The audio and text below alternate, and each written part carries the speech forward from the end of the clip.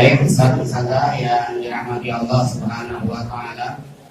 Assalamualaikum warahmatullahi wabarakatuh. Waalaikumsalam warahmatullahi wabarakatuh.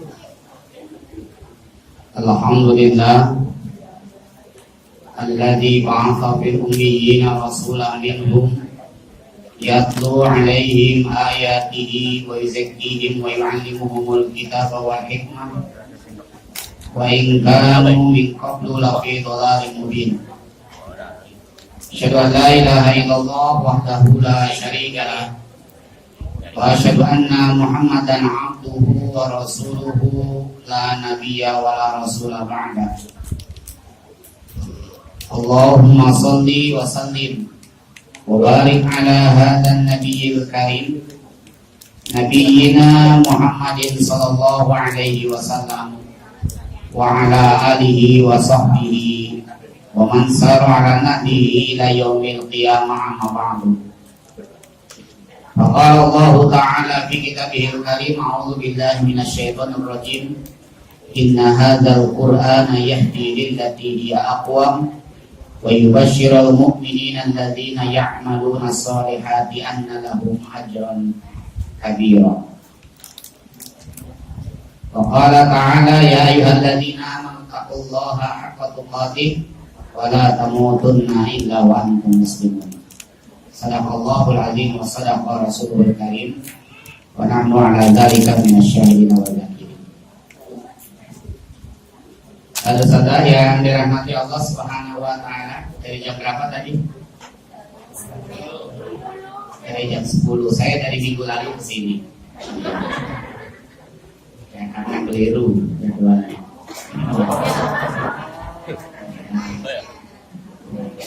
Bu Titi tidak memberi tanggal, saya juga tidak tanya.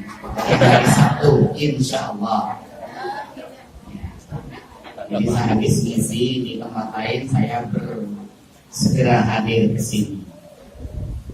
Ternyata masih Sabtu berikutnya. Jadi kalau jam 10 saya masih lebih unggul karena minggu lalu sudah kesini. Baik Ustaz-Ustazah yang dirahmati Allah Subhanahu wa Ta'ala, ini tidak lama saya kira sebagai pelengkap materi setelah Ustaz-Ustazah hataman. Ini tadi hataman bil baik atau tidak ya? Tidak ya. Saya kira bil baik. Karena bil baik jadi tidak ada yang membawa kita suci Al-Quran. Ya baik. Sesungguhnya materi tentang Quran itu tidak akan pernah selesai. Kita memandang dari sudut manapun ya tidak akan pernah selesai. Karena Allah sendiri mengatakan laukan al-bahru bidadali kalimati rabbi la nafidal bahru qabla an tanfada kalimatu rabbi walau jina bibisnihi madada. Seandainya semua lautan yang ada di muka bumi ini yang dijadikan satu untuk menjadi tinta lantas dibuat untuk menulis ilmu Allah, niscaya tintanya sudah habis, ilmu Allahnya belum selesai. Bahkan ketika didatangkan dengan jumlah yang sama pun tetap tidak akan pernah bisa menyelesaikan ilmu Allah yang begitu luasnya. Maka hadirin yang dirahmati Allah Subhanahu wa Ta'ala, kalau kita menggali isi Al-Quran, ya kita tidak akan pernah selesai sampai akhir hayat kita. Seorang mufasir yang bernama Syekh Mustafa Al-Maraghi yang menyusun kitab Tafsir Al-Maraghi, ya beliau mengkaji surat Al-Baqarah 25 tahun. Surat Al-Baqarah 25 tahun. Kita mengkaji Qul Huwallahu Ahad berapa tahun? Nggak pernah, jangan-jangan ya. Nah, mestinya menjadi evaluasi bagi kita. Itu menunjukkan bahwa interaksi kita dengan Al-Quran masih sangat lemah. Tema kita, bagaimana pengaruh Al-Quran terhadap diri kita. Tapi saya buat temanya lebih umum. Keutamaan membaca Al-Quran dan keutamaannya. Karena jelas keberkahan itu pasti punya pengaruh terhadap diri sendiri. Bapak Ibu hadirin yang dirahmati Allah Subhanahu wa taala. Al-Qur'an itu kitab yang mulia. Allah turunkan melalui malaikat. Malaikat yang menurunkannya adalah malaikat yang termulia. Allah turunkan pada hari tertentu, pada bulan tertentu, bulan yang disebut dengan bulan yang mulia. Lantas Allah Subhanahu wa taala turunkan melalui orang pilihannya, maka orang yang menjadi pilihannya pun menjadi orang yang mulia. Itu menunjukkan bahwa ketika kita interaksi dengan Al-Quran, pasti akan ada kemuliaan yang Allah berikan kepada diri kita. Allah turunkan Al-Quran itu dalam 2 tahap, ya, dalam 2 tahap. Yang pertama, Al-Quran diturunkan dari Lauhul Mahfuz ke Baitul Izzah, ya. Peristiwanya disebut dengan Lailatul Qadar. Kemudian tahap yang kedua, Allah turunkan Al-Quran dari Baitul Izzah kepada Rasulullah SAW melalui perantaraan malaikat Jibril, dimulai pada tanggal 17 Ramadan. Peristiwanya disebut dengan Nuzulul Quran. Apa rahasia Allah Subhanahu wa taala turunkan Al-Quran ini dengan 2 tahap? Di tahap yang pertama, Allah turunkan Al-Quran secara sekaligus. Secara sekaligus dari Lauhul Mahfuz ke Baitul Izzah. Tapi pada saat pada saat Allah turunkan Al-Quran kepada Rasulullah, Allah turunkan dengan metode tadarruj, secara bertahap sesuai dengan situasi dan kondisi yang terjadi pada saat itu. Tentunya karakter ini memang dibuat berbeda oleh Allah Subhanahu wa taala. Kalau yang pertama menunjukkan kemahakuasaan Allah Subhanahu wa taala. Dan itu adalah hak prerogatif Allah Subhanahu wa taala yang tidak bisa diintervensi oleh siapapun. Dan Allah tidak punya tujuan apa-apa ketika Allah menurunkan Al-Quran secara sekaligus ke Baitul Izzah. Tapi ketika Allah turunkan dari Baitul Izzah kepada Nabi Muhammad SAW, Allah ingin menyampaikan kepada kita bahwa setiap ayat yang turun itu selalu memiliki latar belakang, selalu memiliki konsideran, selalu seiring dengan situasi tertentu, seiring dengan keadaan tertentu. Itu yang harus kita pahami. Ketika kita memahami bahwa ayat Al-Quran itu turun sesuai dengan kondisi tertentu, maka kita akan lebih bisa menghayati nilai-nilai Al-Quran itu dalam kehidupan kita. Karena ragam peristiwa yang ada di muka bumi ini selalu berulang. Sejarah itu kan selalu berulang. Namanya juga sejarah. Tapi kemasannya saja yang berbeda. Ya, substansinya itu sama. Nah, karena substansinya sama, Al-Quran ini dibuat agar lebih manusiawi, sesuai dengan peristiwa yang terjadi kepada manusia pada umumnya. Tidak ada satupun ayat Al-Quran yang tidak sesuai dengan situasi dan kondisi manusia. Kalau ada, berarti manusia belum mampu untuk menguatnya. Ya. Contohnya, terjadinya tsunami. Ya.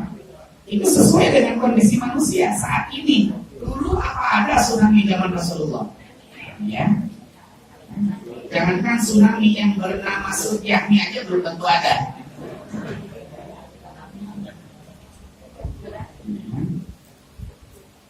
Contohnya Isra Mi'raj, ya, yang dulu oleh masyarakat Arab tidak diakui, ya, tidak diakui, tidak mungkin, nehi, kira-kira begitu. Nah, ya, sorry, gue nggak percaya, kan gitu ya. Mana mungkin dari Masjidil Haram ke Masjidil Aqsa jaraknya sekitar 1.300-an kilo, ya. Itu ditempuh dalam 1 malam. Padahal umumnya orang kalau melakukan perjalanan pakai unta itu 40 hari, 40 tahun, 40 hari, ya. 40 hari ditolak semuanya. Nah, Ternyata penolakan mereka sekarang tidak berlaku. Karena sekarang dari Makkah ke Palestina pakai pesawat tinggal 1,5 jam nggak nyampe. Ya. Pasti sesuai dengan situasi manusia. Hanya situasi manusia yang mana kan begitu. Itulah letak kemujizatan Al-Quran. Karena Al-Quran itu tidak pernah berubah sampai dengan akhir zaman. Nah, hadirin yang dirahmati Allah Subhanahu wa Ta'ala, maka menjadi sangat penting bagi kita interaksi dengan Al-Quran, karena pengaruh Al-Quran terhadap diri kita ya sepanjang hidup kita. Bahkan ketika ruh kita terpisah di bumi ini, ya, Al-Quran masih tetap punya pengaruh kepada diri kita. Itu dasarnya Al-Quran.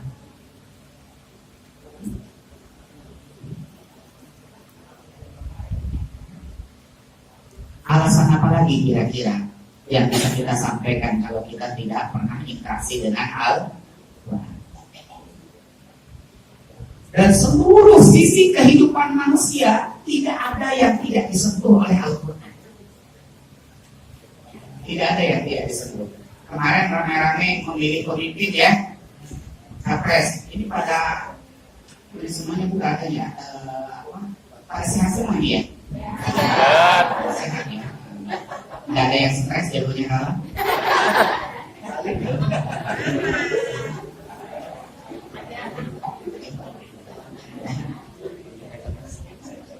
Rasulullah itu kan pernah merasakan goncangan jiwa yang sangat hebat, ya. Kalau menghadiri sirah Nabawi ya, saya berdiri ya. Ya. Masalahnya berdiri aja belum tentu kelihatan apa yang dulu. Ya memang dulu sama berdiri segini ini. Rasulullah SAW itu pernah mengalami goncangan jiwa yang luar biasa. Sampai-sampai Allah turun tangan kan menghiburnya. Itu pada saat Amul Husni. Pada saat ditinggal oleh Khadijah binti Khuwailid. Ya, Khadijah binti Khuwailid pada tahun ke-10 kenabian. Kenapa Rasulullah begitu terguncang? Satu, Khadijah itu wanita pertama yang masuk Islam. Dua, Khadijah itu yang wanita pertama yang mengakui kerasulan Nabi Muhammad. Yang ketiga, Khadijah itu adalah wanita yang memberikan keturunan yang banyak kepada Rasulullah SAW. Yang keempat, Khadijah itu adalah wanita pertama yang menghabiskan hartanya untuk perkembangan dakwah Islam. Yang kelima, Khadijah itu adalah perisai hidup bagi Rasulullah SAW. Karena Khadijah itu keturunan yang terhormat. Di Arab itu kalau silsilahnya terhormat, dia sangat dimuliakan oleh siapapun. Ya, beruntunglah orang Indonesia, ya, karena nggak mengenal silsilah, anak kakek neneknya perampok aja nggak ngerti kan itu. Ya. Jadi saya ketika mengkaji hadis Rasulullah, kata Rasulullah, aku itu anak dari pernikahan, bukan anak dari zina. Maknanya, karena Rasulullah sampai dengan ke atas, sampai dengan ke Nabi Ismail alaihissalam, itu semuanya dilakukan dengan pernikahan sah, resmi, sah, bukan perzinahan. Di mana pada saat itu budaya perzinahan menjadi sesuatu yang biasa. Tapi Rasulullah itu tidak. Rasulullah keturunan orang yang lahir secara terhormat karena semuanya menikah berdasarkan adat masing-masing. Maka Rasulullah berkata, Allah telah memilih Kinanah sebagai kabilah yang mulia, keturunan Nabi Ismail alaihissalam.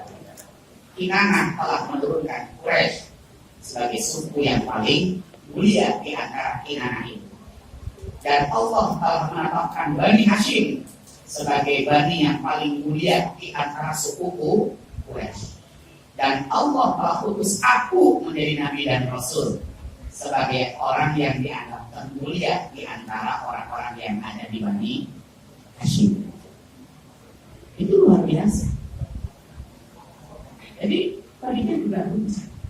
Rasulullah juga puncak ketika ditinggal oleh Khadijah.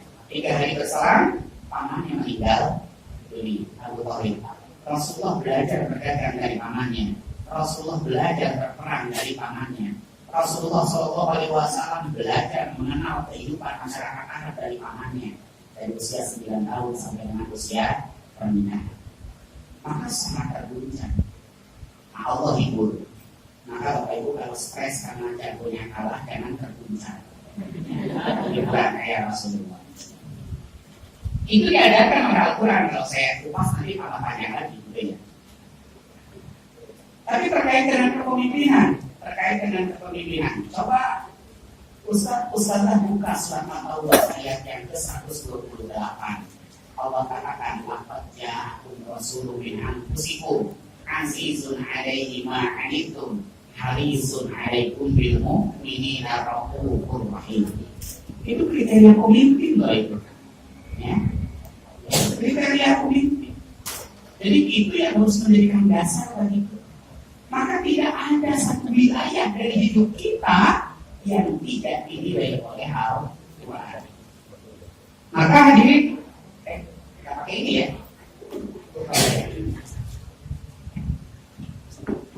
Coba bisa. Oh, pakai itu aja pakai tangan ya. Pakai jari ya. Satu jari gitu ya.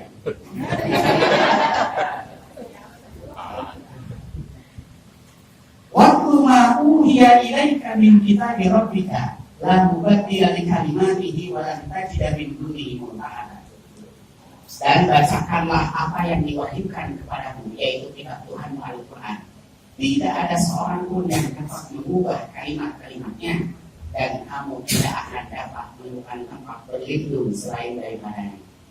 Ini prinsip yang pertama, bahwa ketika kita interaksi dengan Al-Quran, jaminan Allah Subhanahu wa Ta'ala, Allah akan melindungi diri kita, ya. Dan Allah pun menjamin originalitas Al-Quran. Inna nahnu nazzalna dzikra wa inna lahu lahafidhun. Itu kan sudah sangat jelas, ya. Kamu tidak akan dapat menemukan tempat berlindung selain darinya. Allah akan memberikan perlindungan kepada kita ketika kita selalu menjadikan Al-Quran sebagai landasan dari perilaku kita, landasan aktivitas kita. Semua, termasuk pemilih, kalau saya kemarin mengisi, ketika orang selalu memahami memilih, mencoblos itu urusan dunia, saya katakan jangan sekali-kali mengatakan bahwa itu urusan dunia. Karena aktivitas apapun yang kita lakukan di muka bumi ini, itu tidak bisa dilepaskan dari persoalan agama. Makanya setiap yang kita lakukan harus kita sandarkan kepada Al-Quran dan As-Sunnah. Dulu para nabi didustakan oleh umatnya, ya kan? Bani Israel itu mendustakan nabinya, mendustakan risalahnya, padahal nabinya ada. Sekarang Bapak Ibu, Allah telah mewariskan Al-Quran sebagai pedoman hidup bagi kita. Allah telah memberikan, Rasulullah telah memberikan penjelasannya melalui hadis Rasulullah SAW. Itu untuk panduan kita. Lantas kita tidak pakai Al-Quran dan As-Sunnah itu. Kira-kira sama nggak kita dengan umat masa dulu? Sama tidak? Sama tentunya. Kita tidak bisa beralasan bahwa Rasulullah sekarang sudah tidak ada. Rasulullah memberikan pesan kepada kita warisannya. Taraktu fikum amrayni ma in tamassaktum lan tabillu ba'dahu kitab lan tabillu ba'dahu abadan. Kitab Allah wa sunnata Rasulullah. Aku tinggalkan wasiat untukmu. Jika kalian berpegang kepada keduanya, maka kita tidak akan pernah sesat selama. Ini perlindungan yang Allah berikan kepada kita. Begitu besar kan? Siapa yang bisa melindungi diri kita kalau bukan Allah? Syaratnya hanya satu, interaksi dengan Al-Quran. Ustaz, perlindungan gimana? Oh, saya juga sakit-sakitan. Katanya dilindungi. Urusan sakit dengan perlindungan itu harus dibedakan. Antum tidak usah berkeluh kesah. Nabi Ayub yang solehnya melebihi kita saja sakit 18 Sakitnya parah. Kalau kita cuma alergi aja kan sudah berkeluh kesah alergi. Alerginya apa? Saya itu kalau makan kok kenyang.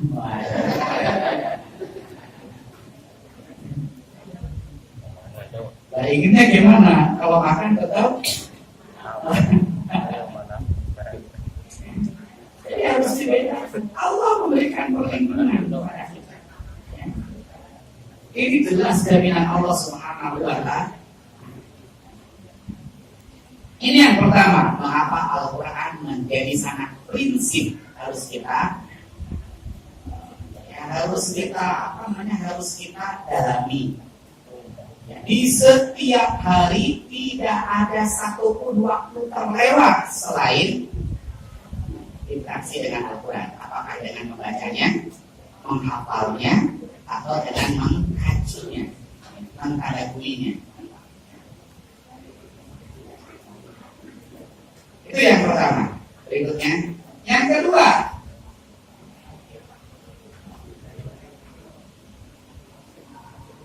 ini Allah Subhanahu wa Ta'ala katakan, innal ladzina yatluna kitaballahi wa aqamus salata wa anfaqu mimma razaqnahum sirran wa alaniyatan yarjuna tijaratan lan tabur liwaffiyahum ujurahum wa yazidahum min fadlihi innahu ghafurun syakur.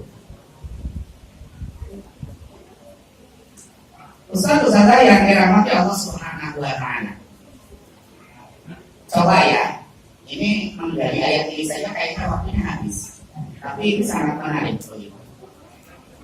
Innal ladzina yatluna, Allah menggunakan fi'il mudhari. Ya, mudhari itu punya makna apa?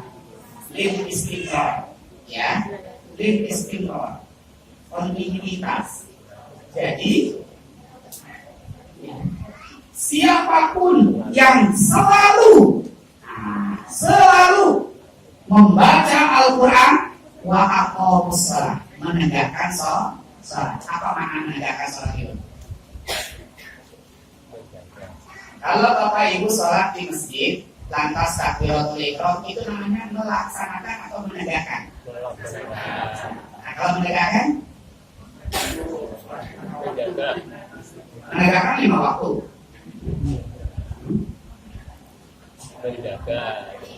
Kenapa Allah menggunakan kata-kata wa aqamu, menegakkan? Karena yang namanya menegakkan itu bukan pada saat kita melakukan sholatnya, tapi setelah kita melakukan sholat ada kewajiban kita. Artinya apa?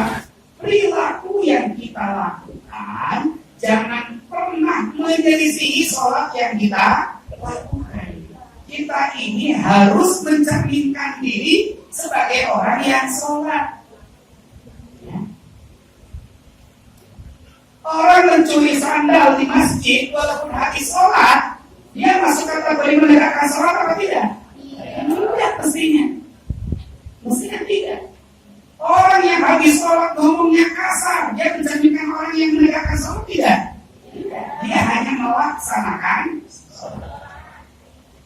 Kalau habis sholat kita ngomong, misalkan maaf ya, kita semua gitu ya. Dia tidak bisa dikatakan sebagai orang yang sholat, orang yang menegakkan sholat. Dia harus betul-betul memelihara, menjaga nilai-nilai sholat itu dalam kehidupan dirinya. Maka orang yang sholat mestinya ini pengaruh kepada dirinya, dia akan berubah, dirinya menjadi pribadi yang benar-benar diinginkan oleh Allah Subhanahu wa Ta'ala. Maka kenapa Rasulullah bersabda, awwalu ma yuhasabu bihi al-'abdu yaumal qiyamah as-shalah, fa in saluhat saluha sa'iru 'amalihi wa in fasadat fasada sa'iru 'amalihi. Yang pertama kali akan dihisab pada hari kiamat itu adalah sholat. Jika sholatnya baik pribadinya. Nah ini kita stadioi.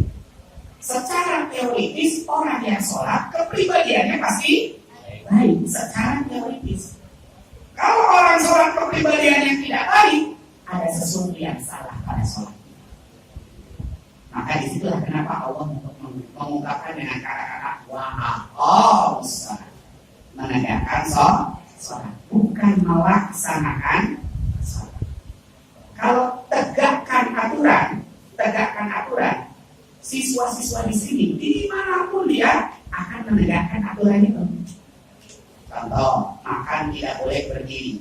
Dia kalau menegakkan aturan baik di sekolah maupun di luar sekolah, pasti makan akan duduk. Kayak gitu. Namanya dia menegakkan aturan. Tapi kalau melaksanakan aturan ya hanya di sekolah saja, atau ketika nggak kelihatan sama bu guru sama pak guru kan begitu. Itu namanya melaksanakan aturan. Begitu kira-kira ya. Terus wa anfaqu mimma razaqnahum, menginfakkan apa yang telah kami rizkikan kepada mereka. Kata-katanya rozakna, kenapa kok tidak rozaktuhu? Oh rozakna, tapi rozak tidak rozaktuhu, telah aku rizkikan.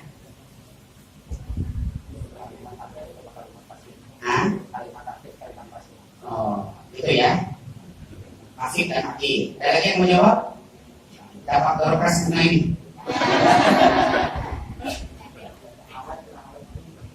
Jawabannya jangan anak TK ya. Ya terserah Allah maunya kayak apa.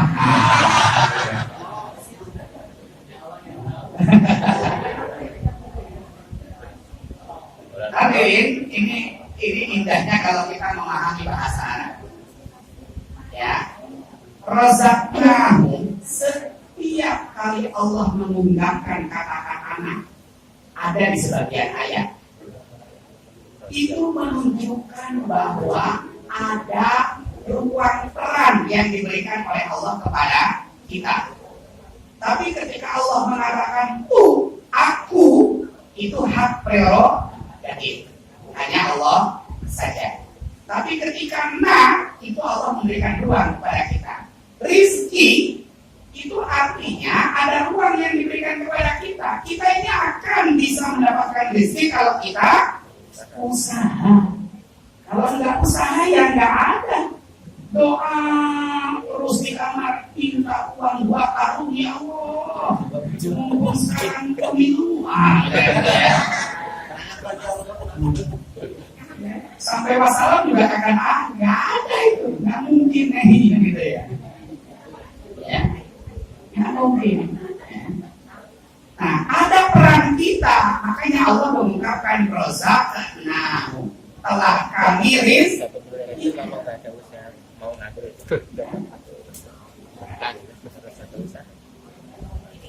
Nah, sirran wa alaniyatan, baik secara sembunyi maupun terang-terangan, yarjuna tijaratan lan tabur, berarti dia betul-betul berharap perniagaan yang tidak akan pernah merugi. Ya Allah, interaksi dengan Al-Quran, kita tidak akan pernah merugi.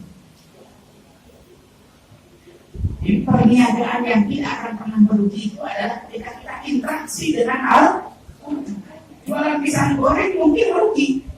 Pisang goreng ya. Bapak Ibu kalau makan pisang goreng senang dingin atau panas? Panas. Ya, kalau panas itu bukan pisang goreng namanya. Pisang. Ya.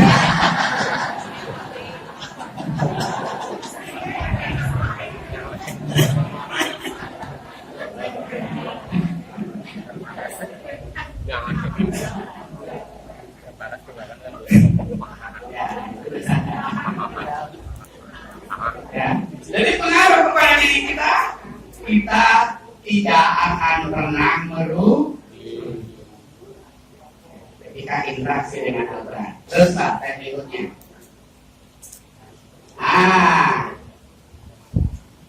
Ibu bilang rahimakumullah,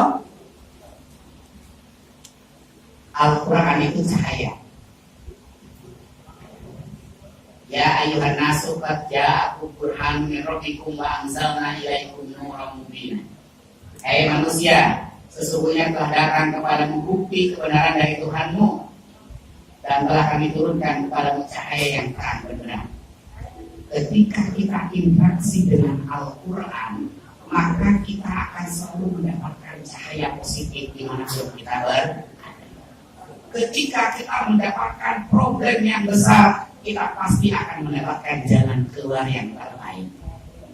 Ketika kita mengalami peristiwa apapun, karena Al-Quran itu punya peran sebagai cahaya bagi kehidupan kita, maka kita akan selalu merasakan ringan untuk bisa melalui itu.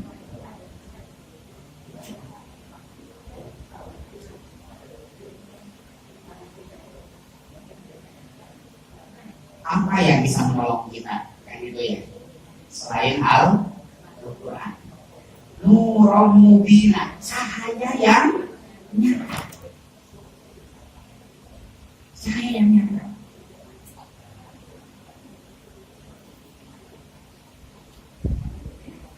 Banyak kisah-kisah nyata yang terkait dengan orang yang begitu kental interaksinya dengan Al-Quran.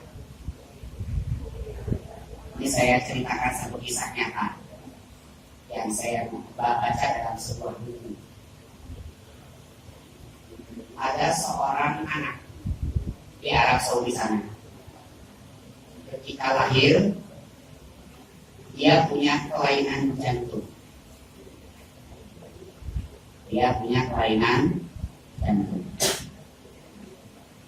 Bapak ibunya telah memahami bahwa anak saya terlahir dalam keadaan yang tidak sempurna pada jantungnya. Nah, karena sadar betul anaknya tidak sempurna sisi kesehatan jantungnya, maka bapak dan ibu ini sangat-sangat melindungi anak ini dengan sebaik-baiknya. Dijaga betul. Makanannya semua dijaga. Nah, hadirin yang dirahmati Allah Subhanahu wa Ta'ala, anak ini tumbuh kembang sampai dengan kelas 2 SMA. Nah, yang membanggakan bagi orang tuanya, anak ini di samping prestasi akademisnya baik, dia terbiasa menghafalkan Al-Quran 3 hari sekali. 3 hari sekali, berarti sehari 10 juz. Kita sehari juz kan nyampe.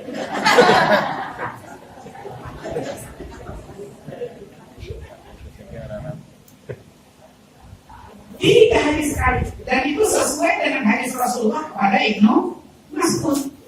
Ketika Rasulullah ditanya berapa kali apa menghafalkan Al-Quran, kata Rasulullah 1 kali dalam 30 hari, 1 bulan.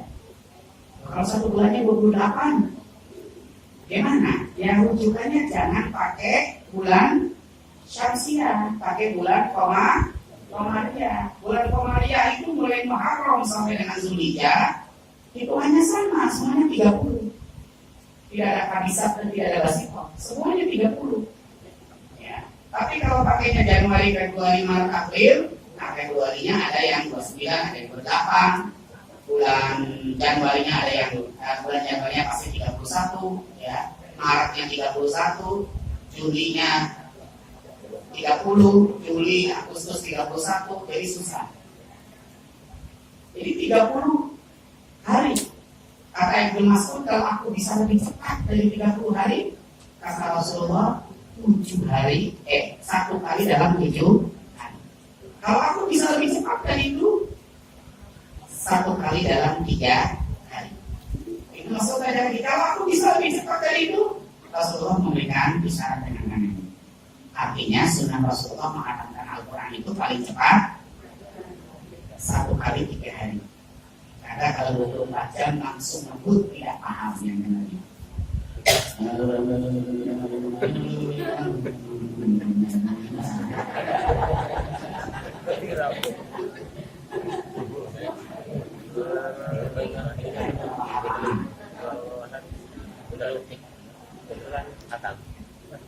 Tiga hari. Anak saya, jadi kalau ada istilah sekali duduk, itu tidak bermakna 1 hari 1 malam, tidak.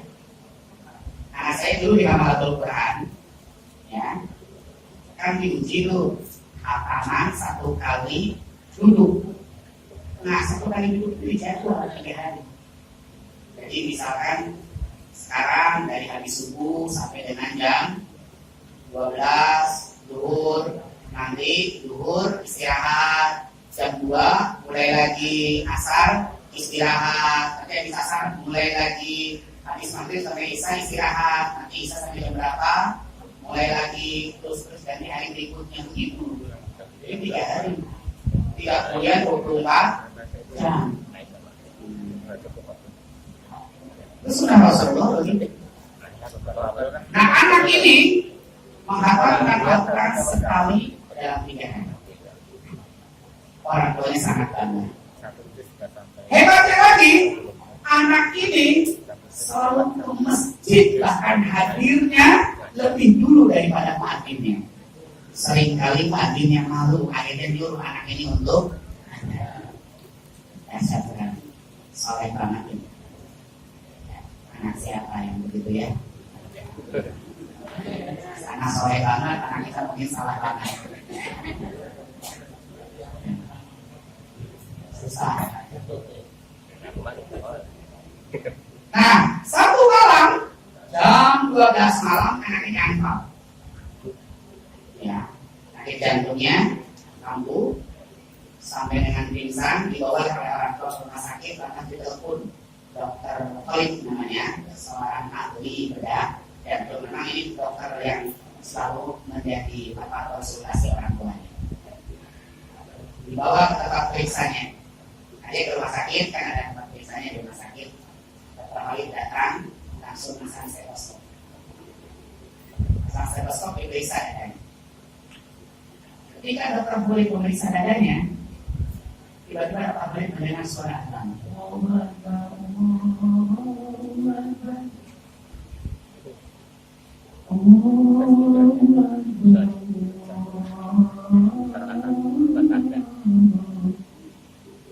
Tapi suaranya nggak kayak gitu, itu suara saya.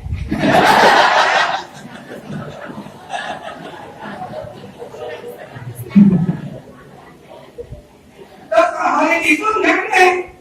Pikir dia, oh berarti sudah masuk waktu Isya. Dia nggak mikir kalau itu tengah malam. Ingatnya, oh masuk waktu Isya. Tapi pada satu titik tertentu dia tak sadar. Ini Isya kok. Nah, dia buka stetoskopnya, tanya sama perawat, Mbak, sudah masuk waktu Isya? Dok, sekarang jam 1 dini hari. Mesti sadar ya. Pasang lagi stetoskopnya. Begini, terdengar lagi suara azan sampai dengan anak itu siuman. Anak itu sadar. Ketika dia sadar, dia melihat ada orang berbaju putih. Dia sudah menerka itu adalah dokter. Ayah dan bunda saya mana? Anak ini gak tanya, apakah ada dokter? Enggak. Kalau jawabannya bukan, wah kecewa kan itu ya. Ini kayak masalah. Kalau kita mungkin, bapak dokter. Bukan, saya dukun dokter.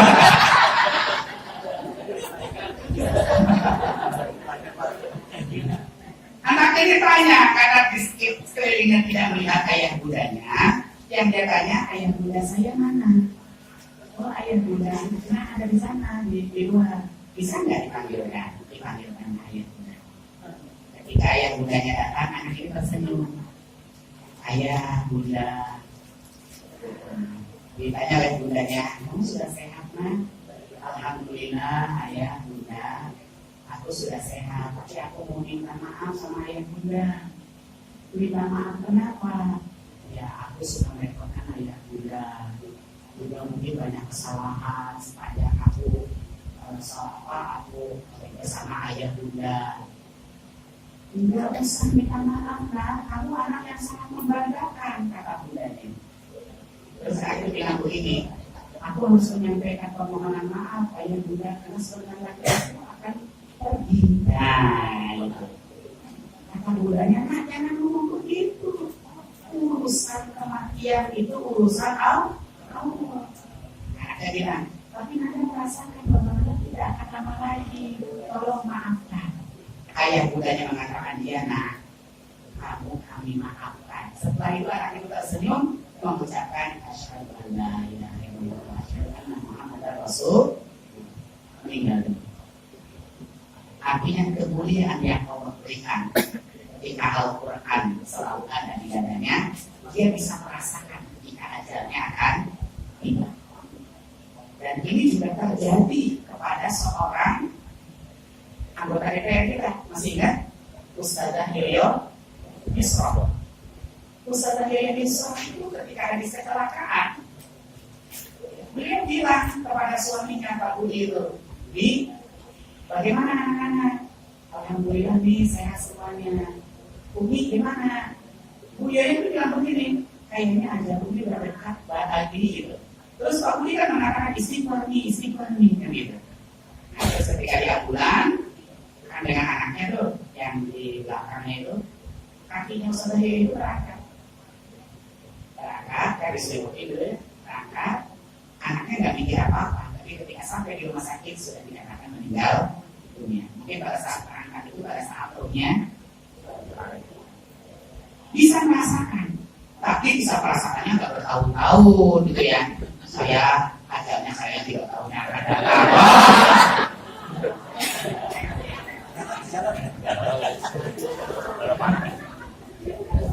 Ya.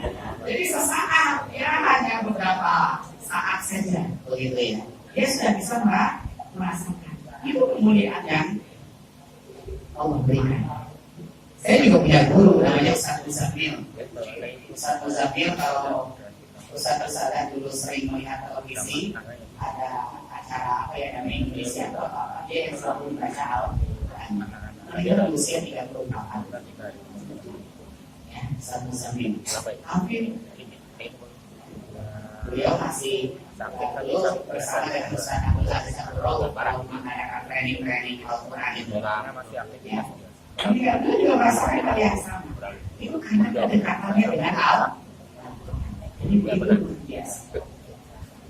Ya cahaya, yakini bahwa Al-Quran akan memberikan cahaya kepada kehidupan. Berikutnya, baca ini. Nah, ini kan sudah jelas. Dari Al-Kitabu la raiba fihi hudal lil muttaqin. Al-Quran sebagai petunjuk. Ya. Allah itu memberikan 5 hidayah kepada kita. 5 apa? Nah, kita coba ya, boleh. Kayaknya 5. Yang 4 gratis. Gratis. Yang 1 harus kita usahakan. Ya. Yang pertama adalah hidayatul barizah, insting. Insting gratis. Bapak Ibu tidak perlu bayar, tidak perlu sekolah. Ya. Ketika lahir kita sudah bisa merasakan. Ya. Mohon maaf ya. Bayi ketika nangis lantas dikesinikan oleh ibunya, dia langsung mencari-cari mungkin ibunya kan itu loh, kan gak ada yang ngajarin, nggak pernah diajari bentuknya kayak begini anaknya. Nah, nanti keluar kayak begini itu kan, itulah insting. Nah, saya punya cucu itu baru lahir, cucu saya 3 minggu, enak kan gitu ya, nangis dan kemandu langsung kok dia sudah ketemu. Dan instingnya ketika saya gendong, ini saya kan dadanya besar, terus saya ginikan, dia tetap nangis, nggak mau. Dia tahu dari mana? Nggak pernah dia cari.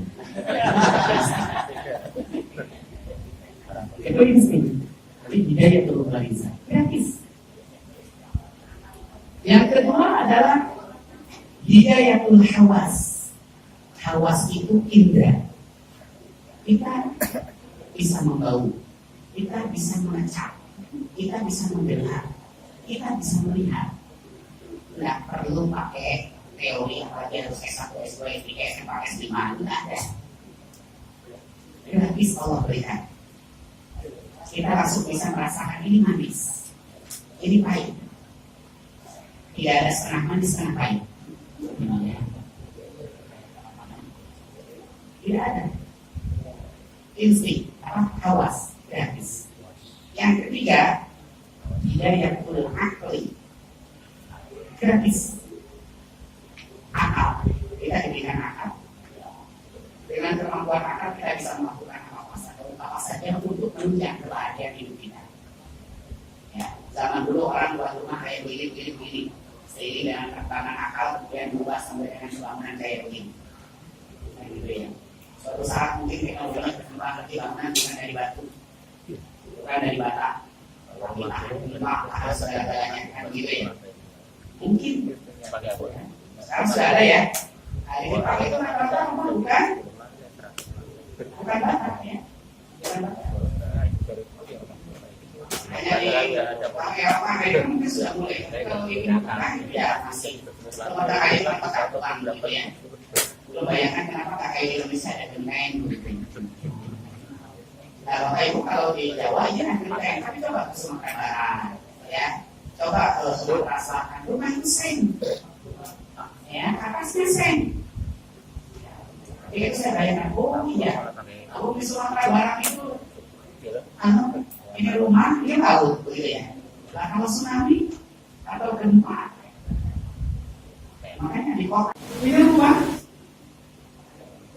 itu laut. Saya bayangkan kok kan betah gitu ya. Ya kakak saya hidup di Jawa.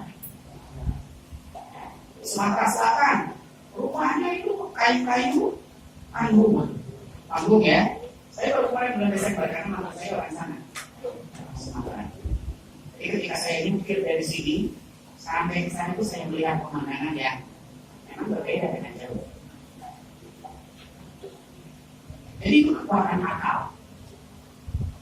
Terus yang berikutnya hidayatul agama, gratis agama itu. Jelas Allah katakan kullu mauludin yulad Rasulullah. Kullu mauludin yuladu alal fitrah. Semua yang terakhir itu dalam keadaan beragama. Karena menurut para ahli tafsir hadis bahwa makna fitrah itu adalah din, agama. Itu seiring dengan surat 30 ayat 30.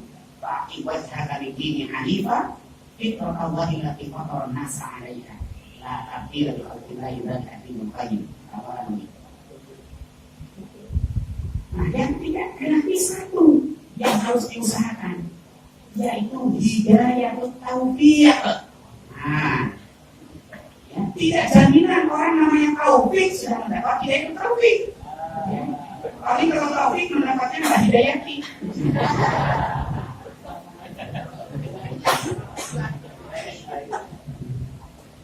Jadi taufik itu kesesuaian kehendak kita dengan kehendak Allah. Ini yang harus kita ikhtiari. Maka makna hudan lil muttaqin, Al-Quran itu hanya akan bisa menjadi petunjuk bagi orang yang bertakwa. Karena orang yang takwa itu kalau pengertian sederhananya melaksanakan perintah Allah, menjauhi larangannya. Orang yang selalu melaksanakan perintah Allah dan menjauhi larangannya berarti sudah sesuai dengan kehendak Allah, sudah mendapatkan taufik. Maka wajar dia akan mendapatkan petunjuk dari Allah yang lebih lengkap lagi untuk panduan hidupnya.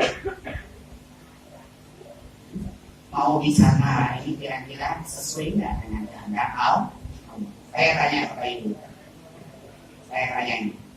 Yang dimaksud dengan sesuai kehendak Allah itu kan harus kita terjemahkan. Kalau ini kan takwa ya.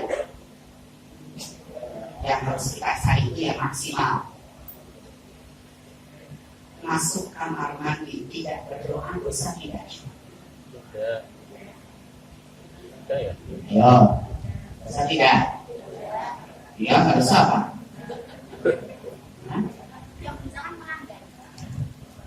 Masuk kamar mandi dosa tidak? Mau makan nggak berdoa dosa tidak? Kalau itu dosa, kita ini berdosa semuanya. Haus-haus buka kulkas atau misalkan. Tapi pertanyaannya kalaupun tidak dosa, Allah suka atau tidak? Allah tidak suka. Karena ketika kita tidak berdoa, berarti kita tidak ittiba Rasul, tidak mengikuti Rasul. Dan Allah tidak suka kepada orang yang tidak ittiba Rasul. Jadi takwa yang ini. Kalau hanya melaksanakan perintah Allah dan menjauhi larangannya, takwa yang paling rendah, paling minimal. hanya sekedar yang diperintahkan dan yang dilarang. Kalau ini sampai kepada tingkatan, mestinya ini al-bir ya namanya. Tingkatan kedua itu, jadi bukan hanya yang diperintahkan, tapi yang tidak disukai. Nanti ada tingkatan berikutnya. Nah, ya, tingkatan berikutnya.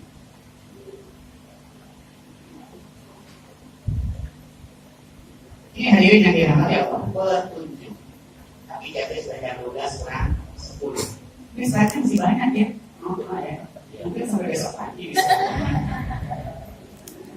Ya, Bapak Ibu hadirin yang dirahmati Allah, tadi saya katakan bahwa bicara Al-Quran tidak akan pernah selesai. Ya, bahkan di satu kesempatan pun tidak cukup hanya dengan beberapa menit saja. Ya, 1 jam, 2 jam hanya tidak cukup. Pada apalagi hanya sekitar 30 menit.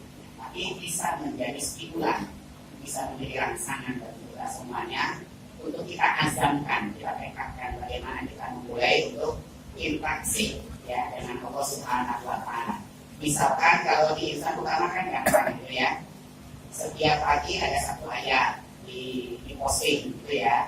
Terus maknanya artinya apa? Itu saja sudah cukup membantu kalau kita interaksi dengan Al-Quran. Kita akan kesibukan, kita masih diingatkan dengan postingan ayat-ayat Al-Quran.